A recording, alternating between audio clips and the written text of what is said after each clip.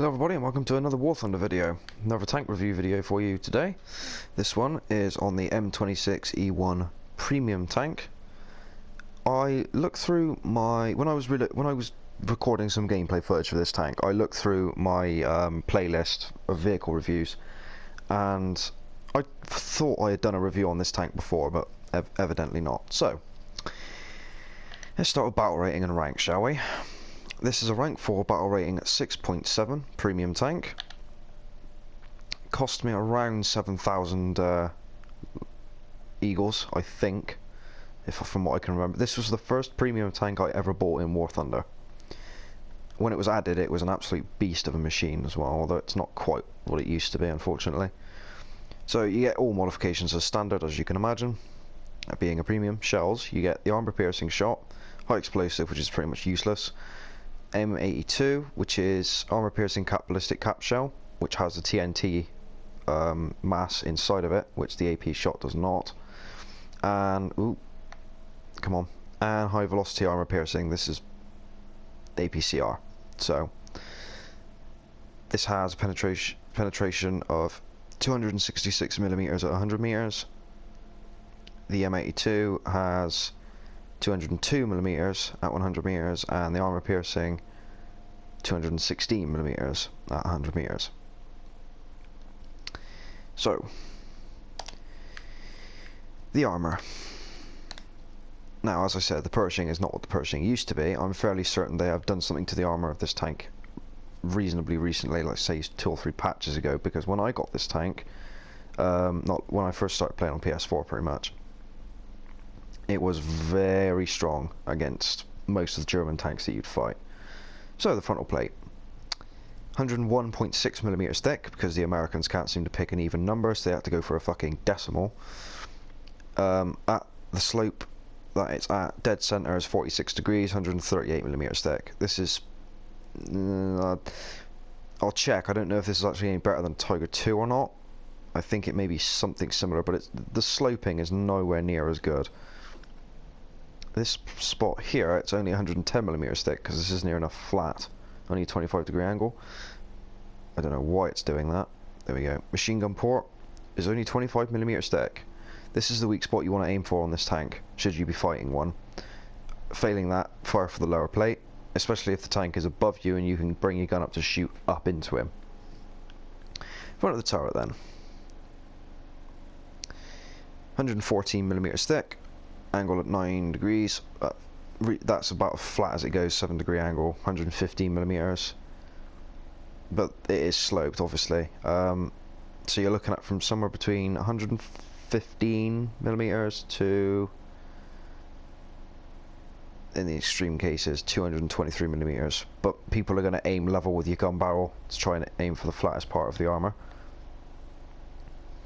There is a plate just behind that, as you can see here, although if you hit the center of the gun mantlet, it'll go straight through the gap in the plate, through the gap in the front of the turret, into the crew compartment, so bear that in mind. Side of the tank. Side of the hull is made up of 2 different armor layers, well, armor sections. The rear is 50mm thick, the front is 76.2mm thick. Side of the turret, 76.2mm thick, with this bit being 101.6mm thick. So if you're shooting at the tank, aim here. Just aim here. Or at the rear if you can, but naturally you want to penetrate the crew compartment, so you'll get through this anyway. At this battle rating, 76.2mm is nothing. Rear of the tank. Completely flat armor, 50mm thick. Hello, Mr. Weak Spot. Back of the turret, 100mm, structural steel armor, but it's not sloped whatsoever. I have fired at the back of this tank at range before with the back of the turret facing me. Missed this bit, which I was aiming for, hit the slope here, ricocheted the shot down, and it's gone through the engine deck. That has happened several times, mostly with 88mm guns. It wasn't fun, let's be fair. It was supposed to be a one-shot kill, didn't work out. So, the X-ray. Ammo is all stored, or at least the majority of it, in the bottom of the tank. This is another reason why the lower plate shot is not a bad idea whatsoever. But also in the left hand side of the turret, The crew is packed in quite tightly, although you can take a hit crew-wise, so long as the ammo rack doesn't get detonated, because you have a machine gunner, well, a bow machine gunner as well. Use him for taking the punches, really. That's what I do. 500 horsepower engine, transmission in the rear, just like any other American tank. Radiators here, fuel tanks either side. Let's see what else is there to cover. Stat card. Let's do that last, shall we? Okay, so this tank gets a 90mm gun with 41 shells. This is the T54 variant of the 90mm gun. Let's just quickly check, see if that's the same as the one in the tech tree. Where are we? M26 Pershing, there it is. No, it's a slightly longer barreled version. Another thing as well, the E1 variant gets a 50 caliber, two 50 cals rather than a 50 cal, and a 7.62 30 caliber machine gun in the coaxial. Another thing to bear in mind. Back to the stat card. Turret rotation speed is 18 seconds. Not bad, not really. Minus 10 degrees of gun depression, that's the word I was looking for, and 15 degrees of gun elevation. Elevation is not fantastic, but the gun depression is very good, as is this is quite normal with most American tanks. My reload rate at the moment is 13.1 seconds. This is with a level 23 crew, and my loader has his reload skill maxed. I max that first on every crew I get, especially for tanks. Hull armor we've gone through, turret armor we've gone through, penetration we've gone through. Tank weighs 42.9 tons. Max speed of 40 kilometers an hour. Good luck with that. This thing drives like a heavy tank. You'll see in the gameplay footage. Maximum inclination is 33 degrees, which is not fantastic. Max repair cost 3,000. And the reward rate, which most of you will be interested in, as this is a premium, is 386% standard. 1.4 times 100, 100, well, 100 and 100 because I've got a 10% booster on for XP. And Lions is 280%. 1.4 times 2 times 100. So that's about it, really. I'll cover a little bit of history about the tank if I can in the gameplay footage. So thank you very much for watching, and I'll see you there. Hello everybody, and welcome to the gameplay section of this review for the M26E1 Pershing. First thing I need to cover straight off the bat. I said in the hangar that, aside with the high velocity armor piercing APCR shells, the standard shell has 219mm of penetration, whereas the shell containing explosive content only has 201.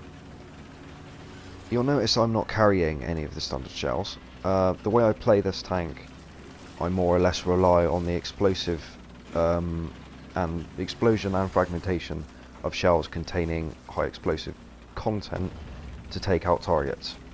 This is just a side effect of me playing the Russians so much. I'm getting used to the fact that the majority of their guns, whether it be the 100mm, the lower 57mm, 37mm, 122mm, you know, you get the point.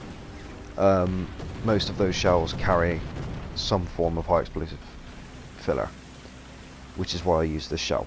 It's just what works best for me. So you'll notice I'm in third gear doing, what was that, 6-7 kilometers an hour up a hill, not particularly steep hill.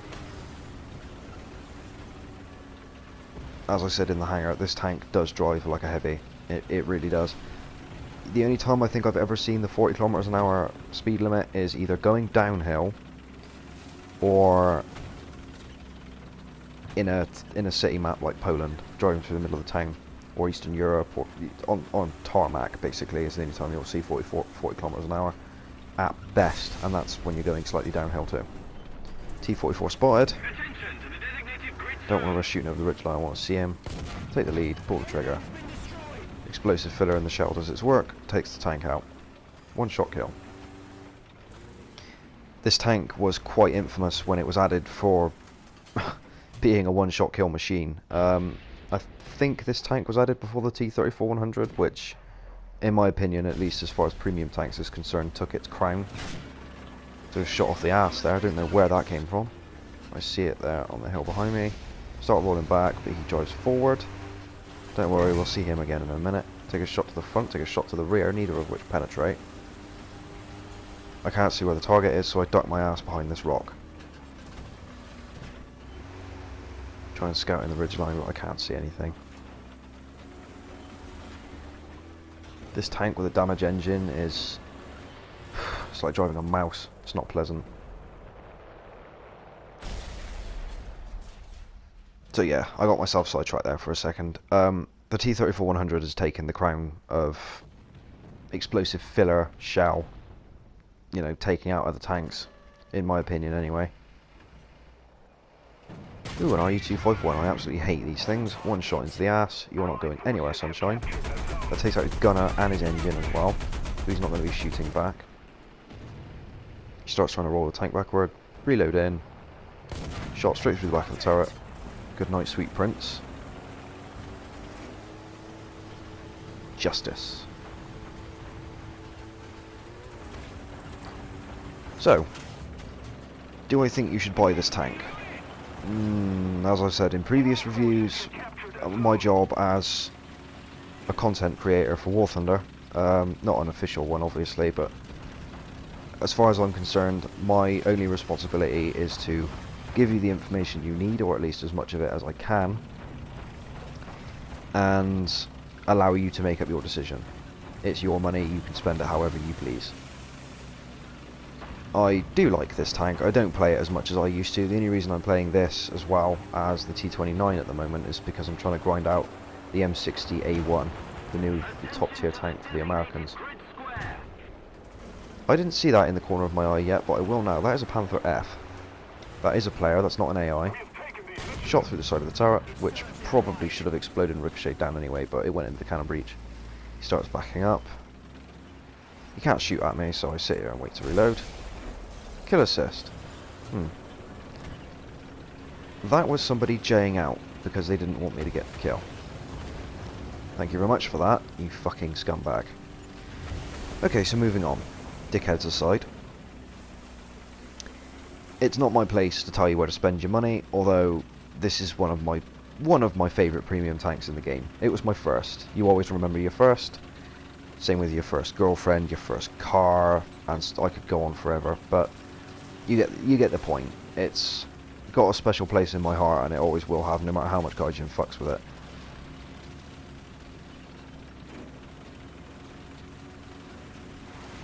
So, a little bit of history about the tank before we finish. The not the Super Pershing, sorry, that's the heavy tank.